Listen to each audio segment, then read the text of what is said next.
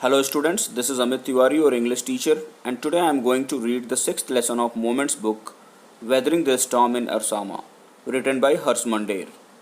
So first of all, let us understand the title. Here, weathering means to face a storm, which is a cyclone, which comes in Arsama. Arsama is a small coastal town in Orissa. Orissa, which is now Odisha, is a coastal state of North India which is situated on the coastal region of Bay of Bengal. And this story tells us that how a young boy named Prasant faced this cyclone. So let us start reading this lesson. On 27th October 1999, 7 years after his mother's death, Prasant had gone to the block headquarters of Arsama, a village town in coastal Odisha, some 18 kilometers from his village, to spend the day with a friend. अब ये कहानी 27 अक्टूबर 1999 की है और एक लड़का है जिसका नाम प्रशांत है, जिसकी माँ की डेथ 7 साल पहले ही हो चुकी है। वो अपने गांव से 18 किलोमीटर दूर अपने दोस्त के साथ कुछ समय स्पेंड करने के लिए एरसामा जाता है। एरसामा जो कि ब्लॉक हेडक्वार्टर है। ब्लॉक हेडक्वार्टर मीन्स स्टूडेंट्स, हर एक स्टेट में डिफरेंट डिस्ट्रिक्ट्स होती हैं और डिस्ट्रिक्ट्स में डिफरेंट ब्लॉक्स होती हैं, यानी कि वो डिस्ट्रिक्ट कई ब्लॉक्स में डिवाइडेड होता है। तो वैसे ही एरसामा भी एक ब्लॉक हेडक्वार्टर है, एक स्मॉल टाउन है कोस्टल ओडिशा में, जो कि एक ब्लॉक हेडक्वार्टर भी है। तो प्रशांत अपने दोस्त से मिलने और उसके साथ कुछ टाइम स्पेंड करने के लिए एरसामा जाता है। In the evening a dark and menacing storm quickly gathered. Winds beat against the houses with a speed and fury that Prasant had never witnessed before.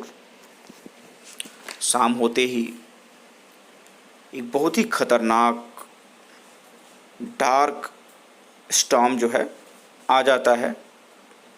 Menacing मतलब डेंजरस एंड हार्मफुल,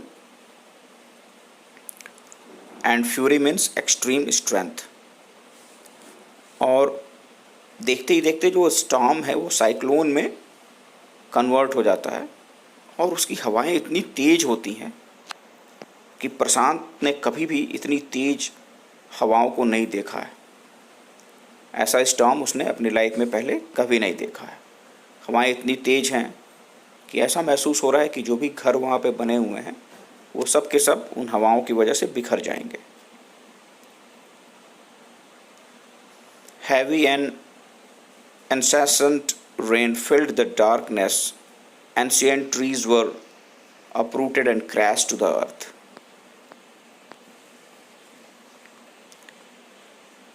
और cyclone में ऐसा होता है, cyclone normally oceans में आते हैं।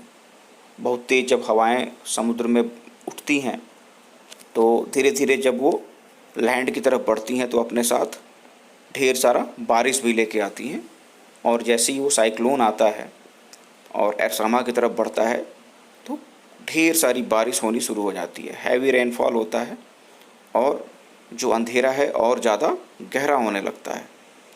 और तेज़ हवाओं की वजह से जो पुराने पेड़ जो सैकड़ों सालों से लगे हुए हैं वो सब जड़ों से उखड़ जाते हैं और इधर उधर जो है बिखर जाते हैं। हवाएं इतनी तेज़ हैं कि इतने सालों से खड़े पेड़, भारी भरकम पेड़ भी जो है खड़े नहीं रह पाते, वो भी अपने जड़ों से टूट जाते हैं, उखड़ जाते हैं और चारों तरफ बिखर जाते हैं। और इतना ख़तरनाक और इतना स्ट्रॉन्ग स्टॉर्म जो है प्रशांत अपनी लाइफ में कभी नहीं देखा होता है। Screams rent the air as people and houses were swiftly washed away. The angry water swirled into his friend's house neck deep. और इस खतरनाक और स्ट्रॉन्ग स्टॉर्म की वजह से जो डेवास्टेशंस हो रहे हैं उसकी वजह से चारों तरफ चीख पुकार फैली हुई है। और जो बारिश है इतनी हैवी है, इतना ज़्यादा बारिश होता है कि पूरा का पूरा एरिया जो है भर जाता है पानी की वजह से, और धीरे धीरे प्रशांत के दोस्त के घर में भी गर्दन तक पानी भर जाता है। The building was a brick and mortar and was strong enough to survive the devastation of the winds velocity of 350 kilometre per hour. अब जो विंड की वेलोसिटी है, स्टॉर्म में जो विंड्स बह रही हैं उसकी जो वेलोसिटी है, उसकी जो स्पीड है वो 350 किलोमीटर्स पर आवर की है। लेकिन प्रशांत के जो फ्रेंड का घर है वो इतना स्ट्रांग है, अब चूँकि वो ब्रिक और मोर्टार का बना हुआ है तो वो बहुत ज़्यादा स्ट्रांग है, and the building is strong enough to withstand the velocity of 350 kilometres of wind. यानी कि वो 350 किलोमीटर की स्पीड को भी सह सकता है, इतना ज़्यादा स्ट्रांग वो बिल्डिंग बना हुआ है। किससे? ब्रिक्स और मोर्टार से। Mortar friends, mortar means a mixture of lime, cement and sand with water. But the cold terror of the family grew with the crashing of trees that had uprooted and fallen on their house sometime in the middle of the night, damaging its roof and walls. और जो एक terror था, जो एक डर था उनके मन में, वो और ज़्यादा बढ़ जाता है जब रात में एक पेड़ जो है टूट के उनके छत के ऊपर गिरता है और छत के रूफ को और दीवार को थोड़ा बहुत नुकसान पहुंचा देता है। The crazed destruction wrought by the cyclone and the surge of the ocean continued for the next 36 hours. और साइक्लोन की वजह से जो बर्बादी, जो डिस्ट्रक्शन आता है और समुद्र का जो उफान रहता है वो अगले 36 आवर्स तक कंटिन्यू रहता है। ऑल दो wind speed had reduce somewhat by the next morning, लेकिन अगली सुबह तक जो विंड की रफ्तार है वो थोड़ी बहुत धीमी जरूर हो जाती है। To escape the waters rising in the house, Prashant and his friend families had taken refuge on the roof. Prashant will never forget the shock he experienced at his first glimpse of the devastation wrought by the super cyclone in the grey light of the early morning. बढ़ते हुए पानी के level से बचने के लिए प्रशांत और उसके फ्रेंड की फैमिली रूफ पे शेल्टर लेते हैं।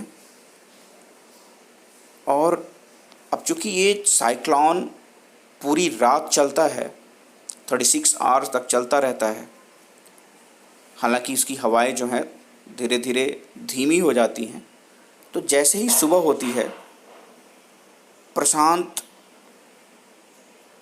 इस साइक्लोन की वजह से जो डिस्ट्रक्शन हुआ रहता है, चारों तरफ चीज़ें इधर उधर बिखरी रहती हैं, पेड़ टूट के इधर उधर गिरे रहते हैं, लोगों के घरों की दीवारें, छत टूट के चारों तरफ बिखरी हुई हैं, ये सब जो सीन प्रशांत देखता है उसके दिमाग में ये काफ़ी दिनों तक बना रहता है।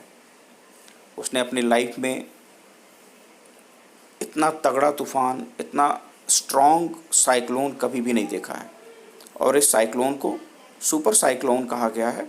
सुपर साइक्लोन एक साइक्लोन की कैटेगरी होती है जिसमें कि विंड्स जो हैं बहुत ही स्ट्रॉन्ग बहती हैं, बहुत ही तेज़ बहती हैं, और यहाँ पे बताया भी है कि विंड्स की स्पीड जो है ऑलमोस्ट 350 किलोमीटर्स पर आवर है, और 350 किलोमीटर पर आवर की स्पीड से अगर विंड बहती है तो उसके सामने जो कुछ भी आता है उसको बिल्कुल भी डिस्ट्रॉय कर देती है।